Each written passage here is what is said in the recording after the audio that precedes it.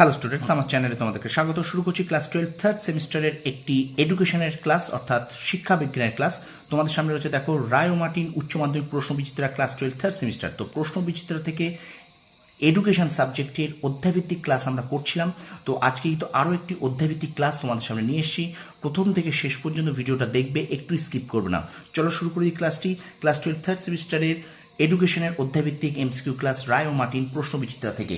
তো দেখো আমরা কিন্তু ইউনিট 2 প্রখ্যাত শিক্ষাবিদগণ এবং শিক্ষাক্ষেত্রে তাদের অবদান সমূহ এই চ্যাপ্টারটা পড়ছিলাম, এবং তার প্রথম যে অধ্যায়টা শুরু করবো আজকে কিন্তু রবীন্দ্রনাথ ঠাকুর করবো। এবং এটা দেখো আজকে কিন্তু আমরা কিন্তু 9 নম্বর ক্লাস করে ফেলেছি, ঠিক আছে? 9টি ক্লাস আমরা কিন্তু এই এডুকেশন থেকে করে ফেলেছি। তো আজকে কিন্তু এই প্রশ্ন বিচিত্রা থেকে আমাদের হবে এডুকেশনের 10 নম্বর ক্লাস। যারা রেগুলার ভিডিও দেখো তারা নিশ্চয়ই জানো আমি কিন্তু এইভাবে কিন্তু অধ্যায়ভিত্তিক এমসিকিউ ক্লাস তোমাদেরকে করাচ্ছি। তো চলো শুরু করে দিই ক্লাসটি।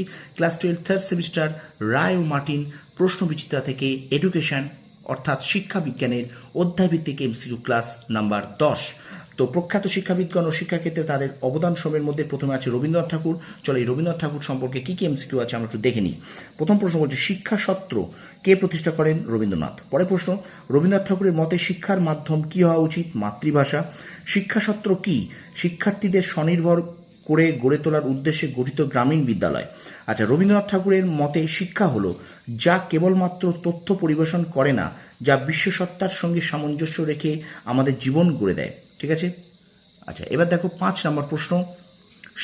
এখানটা এই বইটায় কিন্তু একটু লেখাগুলো ঝাপসা আছে, অস্পষ্ট আছে, সেই কারণে তোমরা একটুখানি কষ্ট করে দেখে নেবে, ঠিক আছে? একটুখানি কষ্ট করে দেখে নাও, মানে বইটাতেই কিন্তু লেখাগুলো অস্পষ্ট আছে, ঠিক আছে? আচ্ছা, শান্তিনিকেতনে ব্রহ্মচর্য আশ্রম কে প্রতিষ্ঠা করেন? রবীন্দ্রনাথ ঠাকুর। রবীন্দ্রনাথ ঠাকুরের মতে শিক্ষার্থীদের নিকট শ্রেষ্ঠ শিক্ষক কে? প্রকৃতি।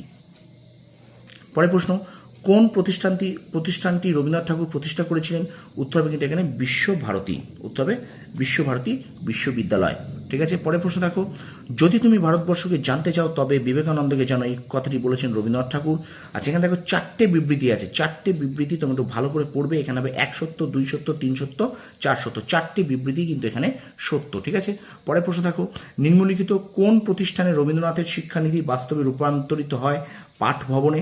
আচ্ছা, রবীন্দ্রনাথ ঠাকুর রচিত শিক্ষা সংক্রান্ত একটি প্রবন্ধের নাম কি? শিক্ষা সমস্যা। ব্রহ্মচর্যাশ্রম কি উদ্দেশ্যে প্রতিষ্ঠিত হয়েছিল? শিক্ষার্থীদের প্রকৃতির করে শিক্ষা দেওয়ার জন্য। পরের প্রশ্ন, রবীন্দ্রনাথ ঠাকুর কবে এবং কোথায় শ্রীনিকেতন প্রতিষ্ঠা করেছিলেন? উত্তর হবে কিন্তু এখানে 6 ফেব্রুয়ারি 1922 শান্তিনিকেতনে। রবীন্দ্রনাথ ঠাকুর কবে এবং কোথায় শ্রীনিকেতন প্রতিষ্ঠা করেছিলেন? উত্তর হবে 6 ফেব্রুয়ারি 1922 শান্তিনিকেতনে। আচ্ছা, প্রকৃতির ক্রোড়ের জন্মে যদি প্রকৃতির শিক্ষা থেকে দূরে সরে থাকি তাহলে শিক্ষা কখনো সার্থক হতে পারে না, এই কথাটি বলেছেন। উত্তর হবে কিন্তু এখানে রবীন্দ্রনাথ ঠাকুর। ঠিক আছে? আচ্ছা, পরের প্রশ্ন দেখো, শ্রীনিকেতন শিক্ষাসত্র নামে গ্রামীণ বিদ্যালয়টি রবীন্দ্রনাথ কর্তৃক প্রতিষ্ঠিত হয় 1924 সালে। রবীন্দ্রনাথ ব্রহ্মচর্যাশ্রম প্রতিষ্ঠা করেন বেদের আদর্শে। স্টুডেন্টস, ভিডিওটা যদি ভালো লেগে থাকে অবশ্যই তোমরা কিন্তু লাইক করবে আর বন্ধুদের মাঝে বেশি করে শেয়ার করে দেবে। আর আমার চ্যানেল যদি নতুন হয়ে থাকে অবশ্যই চ্যানেলটা সাবস্ক্রাইব করো, পাশে থাকা বেল আইকন প্রেস করে রাখো। চলো আমরা ভিডিওটা কন্টিনিউ করি। পরের প্রশ্ন দেখো, শিক্ষার্থীদের স্বাধীনতা দিলেই তারা আপনা থেকেই শৃঙ্খলিত হয়ে পড়বে, উক্তিটি কার? উত্তর রবীন্দ্রনাথ ঠাকুর। রবীন্দ্রনাথকে সৌন্দর্যের সন্ন্যাসী আখ্যা দিয়েছিলেন। উত্তরে শ্রী অজিত কুমার চক্রবর্তী। রবীন্দ্রনাথকে সৌন্দর্যের সন্ন্যাসী আখ্যা দিয়েছিলেন। উত্তর হবে কিন্তু শ্রী অজিত কুমার চক্রবর্তী। আচ্ছা, রবীন্দ্রনাথের শিক্ষা চিন্তার দিকগুলি হলো এখানে কিন্তু আশ্রমিক শিক্ষা চিন্তা ও পল্লী উন্নয়ন, আধ্যাত্মিক শিক্ষাদান, মাতৃভাষাকে গুরুত্বদান, সবগুলি কিন্তু এখানে সঠিক উত্তর।